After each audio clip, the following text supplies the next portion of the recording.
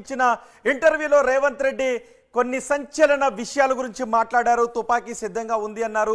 జైలుకు పంపడానికి బీఆర్ఎస్ నాయకులకు అంతా సిద్ధంగా ఉంది అని చెప్తున్నారు. అంతేకాదు ఇంకా ప్రతీకార రాజకీయాలు మొదలు పెట్టలేదు, అసలు ప్రతీకారం తీర్చుకోవడం నేను ఇంకా మొదలు పెట్టలేదు అని చెప్తున్నారు. ప్రతీకార రాజకీయాలు కాదు, చేసిన తప్పులకు జైలుకు వెళతారు అంటూ ఆయన సంచలన వ్యాఖ్యలు చేశారు.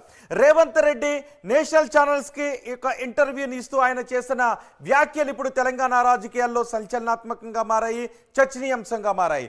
తెలంగాణ రాజకీయాల్లో త్వరలో ఏం జరగబోతోంది, లోక్సభ ఎన్నికల తర్వాత తెలంగాణ రాజకీయాల్లో ఏం జరగబోతోంది అన్నది ఇప్పుడు చర్చనీయాంశంగా మారింది. ఒకసారి రేవంత్ రెడ్డి నేషనల్ న్యూస్ ఛానల్కి ఇచ్చిన ఇంటర్వ్యూలో ఆయన మాట్లాడిన మాటలేంటో మనం ఒక్కసారి ఆ టీవీ స్క్రీన్ పైన చూద్దాం. ఆ టెక్స్ట్లో నేను మీకు వివరించబోతున్నాను. కేసీఆర్ నన్ను జైలుకు పంపించాడు అనే భావనలో రేవంత్ రెడ్డి ఉన్నారు. అంతేకాదు ఆయన బిడ్డ ఎంగేజ్మెంట్కి కూడా సరిగ్గా చూడనివ్వలేదు, సరిగా హాజరు కానివ్వలేదు అంటూ ఆ భావనలో రేవంత్ రెడ్డి ఉన్నారు. కేసీఆర్ పై ప్రతీకారం ఇంకా మొదలు పెట్టలేదు, ప్రతీకారాన్ని మొదలు పెట్టారా అంటూ హోస్ట్ అడిగిన ప్రశ్నకు ప్రతీకారాన్ని ఇంకా మొదలు పెట్టలేదు అన్నారు. అంతేకాదు ఆయన బీఆర్ఎస్ నాయకులు సింహం బయటకు వచ్చింది అంటూ వ్యాఖ్యలు చేస్తున్నారు. సింహం బయటకు వచ్చింది అనే వ్యాఖ్యలు ఇప్పుడు బీఆర్ఎస్ నాయకులు చేస్తూ ఉన్నారు కదా అనే క్వశ్చన్ అడిగినప్పుడు నేను పిల్లుల్ని కుక్కల్ని కొట్టను, డైరెక్ట్గా సింహాన్నే కొడతాను అంటూ రేవంత్ రెడ్డి సంచలన వ్యాఖ్యలు చేశారు. అందుకు తుపాకీ కూడా సిద్ధంగా ఉంది. సింహం అని చెప్తున్నారు కదా, బయటకు రానివ్వండి, తుపాకీ సిద్ధంగా ఉంది అని రేవంత్ రెడ్డి అన్నారు.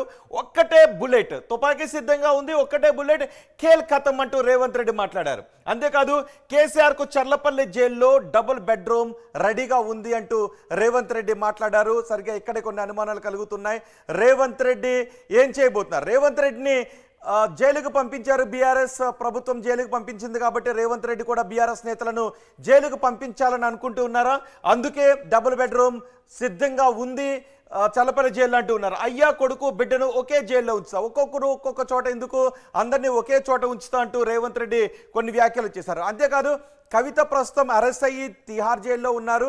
ఆ విషయం గురించి కూడా ఆయన మాట్లాడారు. కవిత తెలంగాణలో జరిగినటువంటి అవినీతికి ఆమె అరెస్ట్ కాలేదు, ఢిల్లీలో జరిగినటువంటి అవినీతి కేసులో అరెస్ట్ అయ్యారు అని. అంటే తెలంగాణలో జరిగినటువంటి అవినీతి జరిగింది అని చెప్తున్నారు కాంగ్రెస్ నాయకులు, రేవంత్ రెడ్డి అదే చెప్తున్నారు. సో ఆ కేసులో కేసీఆర్ కుటుంబం మొత్తాన్ని జైల్లో పెడతాను అనే విధంగా రేవంత్ రెడ్డి మాట్లాడారు. కేసీఆర్ ఉన్నంత కాలం రేవంత్ రెడ్డి ఉంటాడు, కేసీఆర్ నన్ను జైల్లో పంపించాడు, కేసీఆర్ నన్ను జైలుకి పంపించాడు అనే భావనలో రేవంత్ రెడ్డి ఉన్నారు.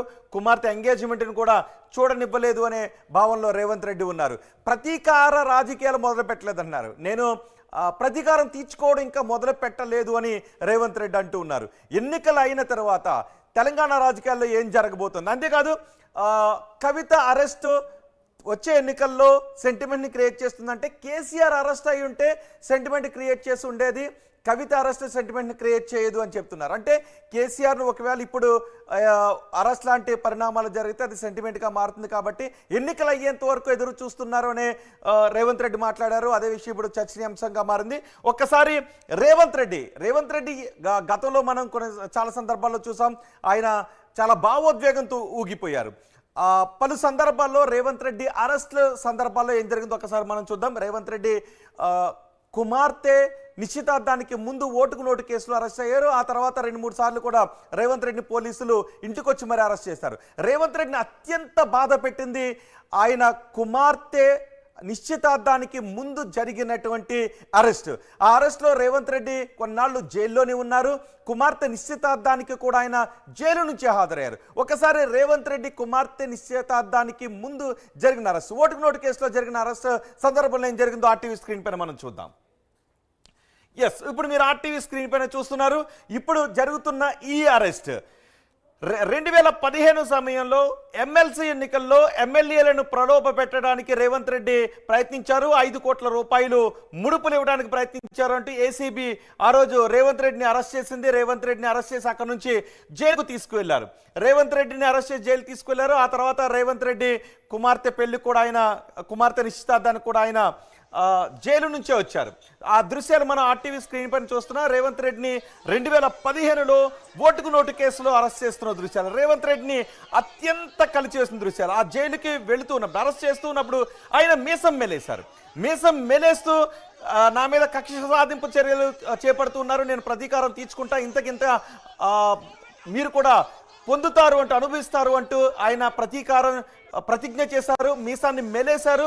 రేవంత్ రెడ్డిని ఓటుకు నోటు కేసులో అరెస్ట్ చేస్తున్న దృశ్యాలు ఇప్పుడు మీరు ఆర్టీవీ స్క్రీన్ పైన చూస్తున్నారు. 2015లో ఆయన టీడీపీలో ఉన్నప్పుడు ఓటుకు నోటు కేసు చోటు చేసుకుంది. ఓటుకు నోటు కేసులో 5 కోట్ల రూపాయలు ఇవ్వటానికి ట్రై చేశారు మా ఎమ్మెల్యేలకంటూ బీఆర్ఎస్ ఫిర్యాదు చేయడంతో ఏసీబీ అదుపులోకి తీసుకుంది. ఆ దృశ్యాలు మీరు చూస్తున్నారు. ఆ తర్వాత జైల్లో నుంచి రేవంత్ రెడ్డి జైల్లో ఉన్నారు. ఆ తర్వాత కుమార్తె నిశ్చితార్థం జరుగుతుంది. ఇప్పుడు మీరు ఆర్టీవీ స్క్రీన్ పైన చూస్తున్నారు కుమార్తె నిశ్చితార్థానికి సంబంధించిన దృశ్యాలు. కుమార్తె నిశ్చితార్థానికి 12 గంటల పాటు పెరోల్ పైన ఆయన బయటకు వచ్చారు. 12 గంటల పాటు కోర్టు అనుమతితో నిశ్చితార్థం వరకు బయటకు వెళ్ళడానికి అనుమతి లభించడంతో ఆయన బయటకు వచ్చారు. ఎవరి మొహాల్లోనూ సంతోషం కనిపించట్లేదు. నిజానికి అది సంతోషకరమైనటువంటి సందర్భం. కానీ రేవంత్ రెడ్డి ఆ బాధనంతటిని దిగమింగుకున్నారు. ఆయన ముఖాల్లో ఆ బాధనంతటిని దిగమింగుకొని గుండెల్లో నుంచి దుఃఖం పొంగుకొస్తున్న ఆ బాధని కుమార్తె నిశ్చితార్థానికి ఆయన నవ్వుతూ చాలా ఆనందంగా ఉండాల్సినటువంటి సందర్భంలో జైలు నుంచి నేను కుమార్తె నిశ్చితార్థానికి వచ్చాననే బాధ రేవంత్ రెడ్డి ముఖంలో చాలా స్పష్టంగా మనకి కనిపిస్తుంది. ఆయన అక్కడికి వచ్చిన అతిథులను పలకరిస్తూ ఉన్నా ఆయన చాలా దుఃఖంలో ఉన్నారు, చాలా బాధలో ఉన్నారు. నేను దుఃఖంలో 9 ఏళ్ళు గడిపాను అంటూ కూడా ఆయన కొన్ని వ్యాఖ్యలు కూడా చేశారు. కుమార్తె ఎంగేజ్మెంట్ సందర్భంలో ఆ రోజు రాజకీయ ప్రముఖులంతా కూడా అక్కడ హాజరయ్యారు, అందరినీ పలకరిస్తారు. కానీ 12 గంటల పాటు కోర్టు అనుమతితో ఆయన నిశ్చితార్థానికి వచ్చారు.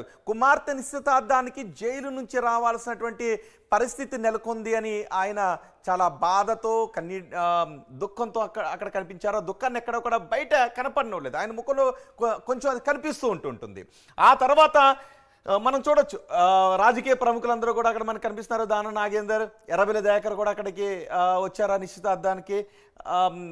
రాజకీయ ప్రముఖులందరూ కూడా అక్కడికి వచ్చారు. చంద్రబాబు కూడా సతీ సమేతంగా వచ్చి అక్కడ అన్ని కార్యక్రమాలని దగ్గరుండి కూడా చూశారు. కానీ రేవంత్ రెడ్డిని మాత్రం ఈ ఇన్సిడెంట్ అప్పటి నుంచి ఆయన చాలా దుఃఖంతో ఉన్నారు, చాలా బాధతో ఉన్నారు. ఇంకా చెప్పాలి అంటే దీనికి ఇంతకింత ప్రతీకారం తీర్చుకోవాలి అని రేవంత్ రెడ్డి మనసులో అనుకున్నారు, గట్టిగా బలంగా ఉంది అని బయట మనకి కొన్ని విశ్లేషణలు కూడా వినిపిస్తుంటుంటాయి. ఆ తర్వాత మరో సందర్భంలో కూడా రేవంత్ రెడ్డి అరెస్ట్ అయ్యారు. ఆ తర్వాత కొన్ని సందర్భాల్లో అరెస్ట్ అయ్యారు. రేవంత్ రెడ్డి ఇంటికి వచ్చి మరి అర్ధరాత్రి పోలీసులు రేవంత్ రెడ్డి ఇంటికి వచ్చి మరి రేవంత్ రెడ్డిని అదుపులోకి తీసుకుని వెళ్తున్నారు. పోలీసులతో వాగ్వాదం చేస్తారు. ఒకసారి రేవంత్ రెడ్డి అక్కడ పోలీసులతో వాగ్వాదం చేస్తున్న దృశ్యాలు ఆ మాటలు విందాం మనం.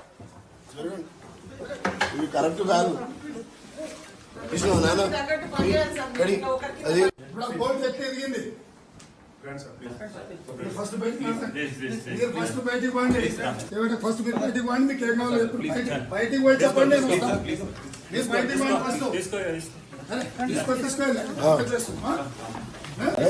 మనం చూసాం రేవంత్ రెడ్డి అడుగుతూ ఉంటారు, అర్ధరాత్రి తలుపులు పగల కొట్టుకుని మీరు లోపలికి ఎలా వస్తారు, మీకు అసలు అనుమతి ఎక్కడిది, మీకు పర్మిషన్ ఏముంది అని రేవంత్ రెడ్డి పోలీసులతో వాగ్వాదానికి దిగుతారు. కానీ అందరూ చుట్టుముట్టి రేవంత్ రెడ్డి మాట్లాడుతూ ఉండగానే అక్కడ నుంచి రేవంత్ రెడ్డిని ఎత్తుకుపోతారు. తర్వాత రేవంత్ రెడ్డి భార్య కూడా వాళ్ళ పోలీసులతో వాగ్వాదానికి దిగుతారు. కానీ పోలీసులు ఎవరు కూడా వినిపించుకోరు. ఇలా నన్ను పలు సందర్భాల్లో అక్రమంగా అరెస్ట్ చేశారు అని రేవంత్ రెడ్డి చాలా బాధ పెట్టుకున్నారు. అన్నిటికంటే రేవంత్ రెడ్డిని ఎక్కువగా బాధకు గురి చేసిన అరెస్టు 2015లో జరిగిన అరెస్టు, ఓటుకు నోటు కేసులో ఆయన కొన్నాళ్ళు జైల్లోనే ఉన్నారు. కుమార్తె నిశ్చితార్థానికి కూడా జైలు నుంచే హాజరు కావడం ఆయన అత్యంత కలిచివేసింది. ఎప్పటికీ ఆ విషయాన్ని ఆయన మర్చిపోలేకపోతున్నారు. ఆ విషయం గురించి రేవంత్ రెడ్డి భాగ్యలక్ష్మి ఆలయం దగ్గర కొన్ని మాటలు చేశారు. ఈటెల రాజేందర్ నేను అమ్ముడుపోయాను అని అన్నారు. ఆ విషయం కానీ నేను ఎవరికి అమ్ముడుపోలేదు అంటే ఆయన ఏడుస్తూ కన్నీటితో మాట్లాడారు రేవంత్ రెడ్డి. ఆయన ఆ సందర్భంలో ఏం మాట్లాడారు ఒకసారి చూద్దాం. కేసీఆర్ సర్వం పెట్టినా నా ఇంటి కనుగొనలేడు, గుర్తు పెట్టుకోరా. వాడి సర్వం దారబోసిన రేవంత్ రెడ్డి ఎంచుక కూడా కొనలేడు, కాలు కోటింగ్ కూడా తాకలేడు. బిడ్డ 7 మంది అన్నదమ్ముల్లో సర్వం పెట్టి కొట్లాడతాం. ఇది చేతగా తన కాదు. ఇవాళ నా కళ్ళల్లో నీళ్ళు వచ్చి ఉండొచ్చు. ఇది ఆవేదన దుఃఖం. 9 ఏళ్ళు ఉగ్గబట్టుకొని కొట్లాడినా. నా బిడ్డ లగ్గం ఉంటే కూడా జైలు నుంచి వచ్చి జైలు పోయినా. ఆస్తంత పెట్టి 7 మంది అన్నదమ్ములు బిడ్డ మా సర్వం పెట్టి కొట్లాడతాం. అమ్ముడు బయటమంటావా? నీ అమ్మ కేసీఆర్ సర్వం పెట్టిన రేవంత్ రెడ్డి భాగ్యలక్ష్మి ఆలయం దగ్గర కన్నీటితో మాట్లాడారు. దుఃఖాన్ని దిగమింగుకుంటూ మాట్లాడారు. దుఃఖాన్ని ఆపుకోలేక ఆయన మాట్లాడారు. సో రేవంత్ రెడ్డి అక్కడ మాట్లాడారు, కుమార్తె లగ్గం జరుగుతున్నప్పుడు, నిశ్చితార్థం జరుగుతున్న రోజు నిశ్చితార్థానికి ఆయన జైలు నుంచి వచ్చారు.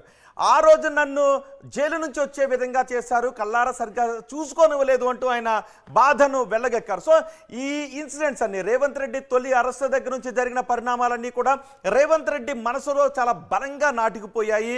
అందుకే ఆయన ఎలా అయినా సరే తెలంగాణకు ముఖ్యమంత్రి కావాలి అని చాలా కష్టపడ్డారు. సో తెలంగాణలో కాంగ్రెస్ అధికారంలోకి వచ్చింది, రేవంత్ రెడ్డి ముఖ్యమంత్రి అయ్యారు. మరి ఇప్పుడేం జరగబోతోంది?